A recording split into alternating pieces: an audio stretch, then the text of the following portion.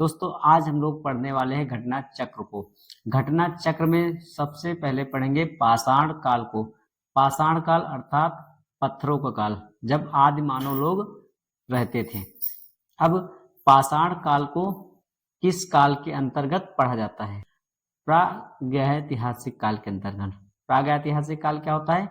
जिस काल के लिखित साक्ष्य ना मिले हों और ना ही उन्हें पढ़ा जा सका हो, उसे कहते हैं प्रागैतिहासिक काल। तो आइए दोस्तों, उससे जुड़े हम लोग आगे पढ़ते हैं प्रश्नों के बारे में।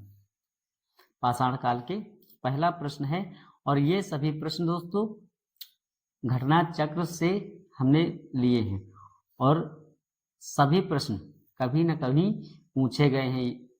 आईएएस, पीसीएस और भी एग्जाम हैं स्टेट लेवल के, उसमें पूछे गए हैं। पहला क्वेश्चन है, एक ही कब्र से 3 मानव कंकाल निकले हैं।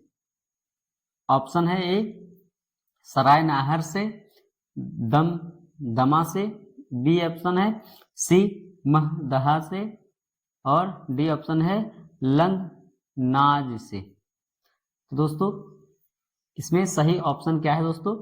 तो अब मानव के कंकाल तो ए, बी और सी तीनों जगह से निकले हैं। अब इसमें बताना है कि तीन कंकाल, मतलब कि मानव के कंकाल निकले हैं एक साथ 3। अब इसका सही ऑप्शन क्या होगा? तो दमदमा, उत्तर प्रदेश के प्रतापगढ़ जिले में तीनों स्थित हैं। और जो क्वेश्चन है उसमें पूछा गया है कि 3 मानव कंकाल कहाँ से मिले हैं? तो दमदमा से मिले हैं, और यह यूपी पीसीएस प्री 2016 में पूछा गया है। ठीक है, तो सही ऑप्शन क्या है? दमदमा, 3 कंकाल, और मिले ये तीनों जगह से। ठीक है, अगला क्वेश्चन देखते हैं। कृषि सर्वप्रथम प्रारंभ हुई थी। कृषि सर्वप्रथम कब प्रारंभ हुई थी? तो नवपाषाण काल में, क्योंकि पूरा पाषाण काल में तो शिकारी ही थे।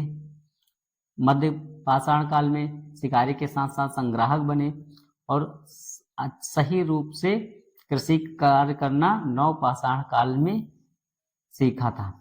पहिए की खोज नवपाषाण काल में हुई थी। मध्य पाषाण काल में तो शिकारी के साथ संग्राहक थे। पूरा पाषाण काल में तो ये आखेटक थे। अब ये पूछा गया, इसका सही ऑप्शन क्या है? नवपाषाण काल, और ये यूपी पीसीएस मेंस 2005 में पूछा गया। अगला क्वेश्चन देखते हैं नेक्स्ट। भारत में मानव का सर्वप्रथम साक्ष्य कहाँ मिला था? पहला ऑप्शन है नीलगिरी पहाड़ियां, दूसरा है शिवालिक पहाड़ियां, तीसरा है नलमाला पहाड़ियां, और डी चौथा है नर्मदा। ऑप्शन ये तीनों दिए हैं, और ये उत्तराखंड पीसीएस प्री 2006 में पूछा गया सवाल है। तो ऑप्शन इसका सही है डी। भारत में मानव का सर्वप्रथम साक्ष्य नर्मदा घाटी में अवस्थित हथनौरा, सीहोर, मध्य प्रदेश नामक पुरास्थल से प्राप्त हुआ। इसकी खोज पुरातत्व अरुण सोनकिया द्वारा वर्ष 1982 में की गई थी। कब की गई थी इसकी खोज? 1982 में की गई थी, और यह मध्य प्रदेश में है। कहाँ है? मध्य प्रदेश, नर्मदा। अगला क्वेश्चन देखते हैं। मानव द्वारा सर्वप्रथम प्रयुक्त अनाज था। पहला ऑप्शन है गेहूं, दूसरा है चावल, तीसरा है जौ, और चौथा ऑप्शन है बाजरा। यूपी पीसीएस प्री 1997 में पूछा गया ये प्रश्न है। इसका सही ऑप्शन क्या होगा दोस्तों? तो जौ होगा। सबसे पहले प्रयुक्त अनाज क्या था? जौ। यह 8000 बीसी के आसपास इसका प्रयोग किया गया था। इसके आगे अगला क्वेश्चन देखते हैं। भारतीय उपमहाद्वीप में कृषि के प्राचीनतम साक्ष्य प्राप्त हुए हैं।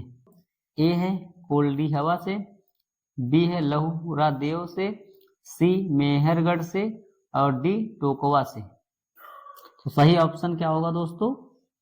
लहुरा देव। लहुरा देव दोस्तों उत्तर प्रदेश के संत कबीर नगर जिले में स्थित, यहाँ से 9000 ईसा पूर्व से 7000 ईसा पूर्व, 9000 ईसा पूर्व से 7000 ईसा पूर्व के बीच यहाँ पर कृषि के साक्ष्य प्राप्त हुए। और यह कहाँ पर है?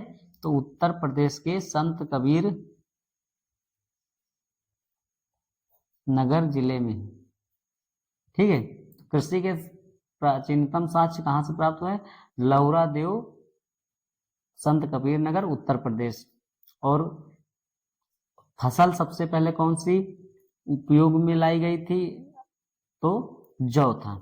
हमें ये याद रखना है। अगला क्वेश्चन देखते हैं। निम्नलिखित में से किसको चारकोलिथिक युग भी कहा जाता है? पहला है ऑप्शन पुरापाषाण युग, दूसरा है नवपाषाण युग, तीसरा है ताम्रपाषाण युग और चौथा है लौह युग। अब ये यूपी पीसीएस प्री 2018 में पूछा गया है।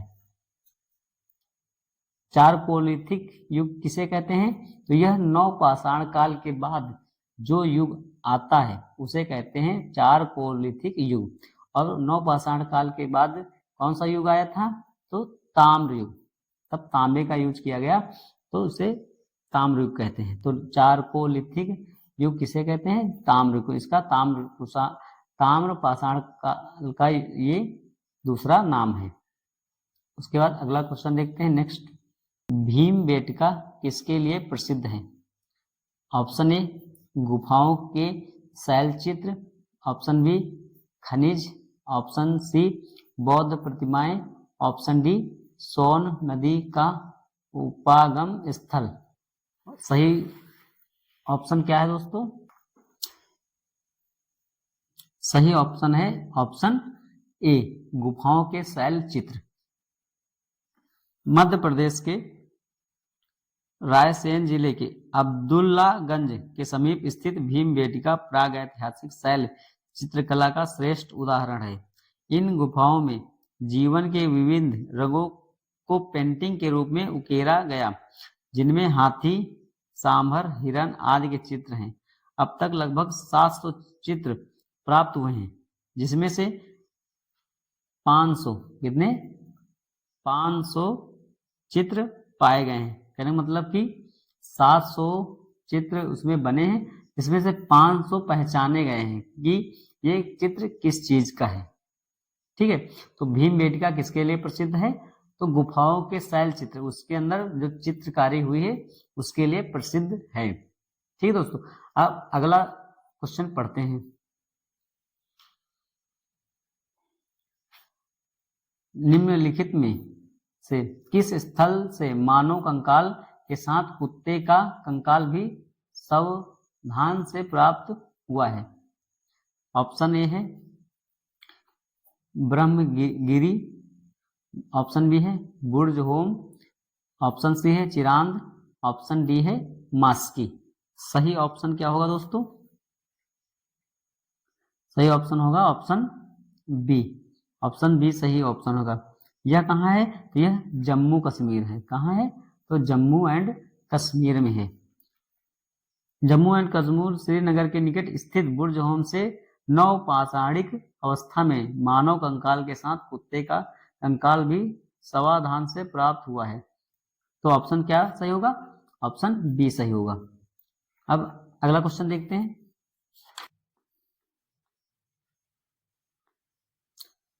विंध्य क्षेत्र के किस शिलाश्रय से सर्वाधिक मानव कंकाल मिले हैं? शिलाश्रय का अर्थ होता है कि गुफा के अंदर जो पत्थर होते हैं, पत्थर के बड़े बड़े पत्थर के नीचे गुफा होते हैं, गुफा के अंदर पहले के जो आदि मानव लोग थे वही गुफा के अंदर रहते थे, तो उसी को बोलते हैं शिलाश्रय। अब उसमें बताना है कि सर्वाधिक मानव कंकाल मिले हैं, कहाँ से मिले हैं? ऑप्शन ए है मोरहना, ऑप्शन बी है घघरिया, ऑप्शन सी है बगही खोर और ऑप्शन डी है लेखहिया। और ये कब पूछा गया है? यूपीपीसीएस प्री 2016 में पूछा गया है। ऑप्शन कौन सा सही होगा? लेखिया।